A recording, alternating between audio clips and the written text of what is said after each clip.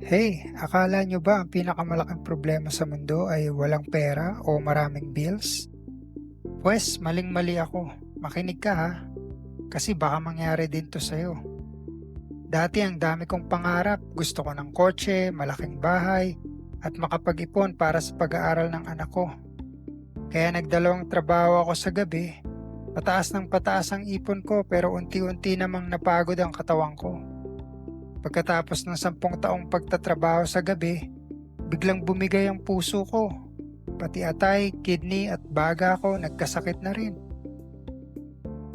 Alam mo, nung nagkasakit ako, biglang nawala lahat ng stress ko sa bills, pati mga problema sa pamilya. Kasi nung nasa ospital na ako, isa lang ang naging problema ko, kung paano gumaling at maibalik ang kalusugan ko. Walang kwenta palang magarang kotse o malaking bahay kung nangihina ka naman dahil sa karamdaman. But thank God, daan-daan akong bumabangon ngayon.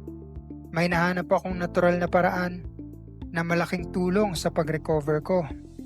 Ayokong umabot ka sa point na mawala ang lahat sa iyo katulad ng nangyari sa akin. Kaya kung gusto mo nang alagaan ang katawan mo para sa pamilya mo, i-comment mo lang ang salitang health sa baba at isesend ko sa iyo ng libre kung ano ang nakatulong sa akin. Alagaan natin ang sarili natin, okay?